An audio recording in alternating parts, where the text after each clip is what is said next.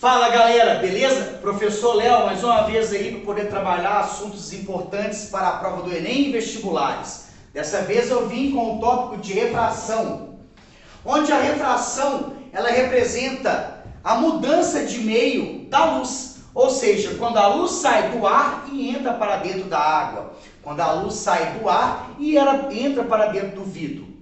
Nessa mudança de meio, então, vai acontecer esse fenômeno chamado de refração. O meio onde a luz vai se propagar, o vidro ou a água, ele é chamado de índice de refração, onde o índice de refração ele é representado pela letra N. O que vem a ser o índice de refração? O índice ele impõe uma dificuldade à velocidade da luz. Em outras palavras, quanto maior for o meu índice de refração, menor vai ser a minha velocidade. Então, o meio vai atrapalhar a velocidade da luz. Então, além de atrapalhar a velocidade da luz, ele também vai fazer com que a luz sofra um desvio. Para que a luz sofra um desvio, ela vai obedecer essas duas condições. Considerando, então, que uma luz está se propagando no ar, onde eu tenho um índice de refração que eu vou chamar de 1, e a luz vai entrar para dentro da água, onde eu vou ter um índice de refração que eu vou chamar de 2, e considerando que o índice 2 é maior do que o 1, a luz vai sofrer um desvio. Como que essa luz vai sofrer o desvio? E para onde que ela vai desviar?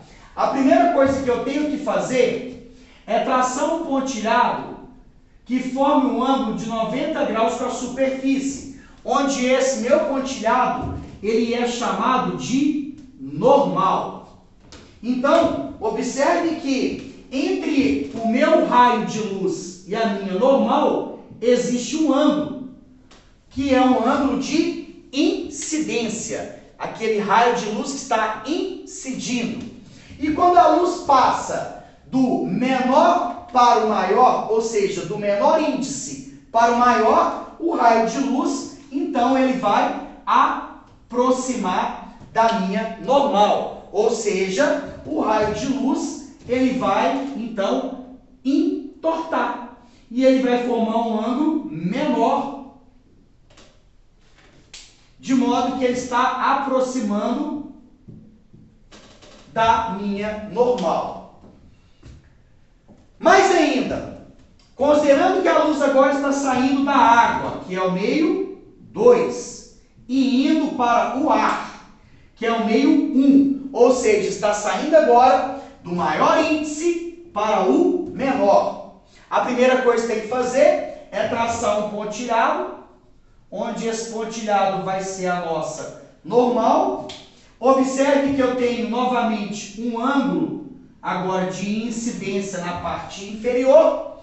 E quando o raio de luz sai do maior para o menor, esse raio de luz, então, ele afasta da normal. Então, o raio de luz, ele vai entortar de modo que ele vai afastar da normal. De modo que o meu ângulo, então, ele vai aumentar. Esse seria, então, o meu ângulo refratado, aquele ângulo que atravessou. O que vai acontecer, então? Se eu tenho um ângulo maior representa, então, que eu tenho uma velocidade maior. E se eu tenho um ângulo menor, a minha velocidade, ela é menor. Então, quanto maior for o meu ângulo, maior vai ser a minha velocidade. Com esse macetezinho aqui, eu consigo explicar para vocês sobre a decomposição das cores. O que vai acontecer? Duas cores que você precisa de saber para a prova do Enem e vestibulares são as duas cores de vermelho e violeta. Olhando para o desenho, o comprimento da onda vermelho ele é maior do que o comprimento da onda violeta.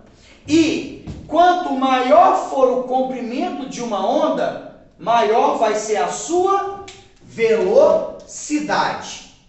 Maior é o comprimento, maior é a velocidade. O que isso quer dizer? Que quando eu incidir uma luz branca, ou seja, quando eu misturar todas as luzes, porque a luz branca é composta por todas as cores, essa luz branca, quando ela for entrar nesse meu triângulo, que ele é o meu prisma, vai haver uma decomposição de cores. Como que vai funcionar então? A primeira coisa que eu tenho que fazer é traçar a linha normal, de modo que eu vou ter o meu ângulo de incidência.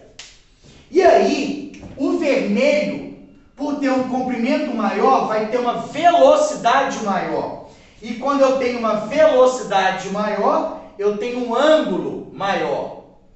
É como se o vermelho vem em altíssima velocidade, então ele não conseguisse sofrer grande desvio. Ele continua propagando em linha reta. E o violeta, que tem um comprimento menor, ele vai ter então uma velocidade menor. Então ele consegue fazer um desvio maior.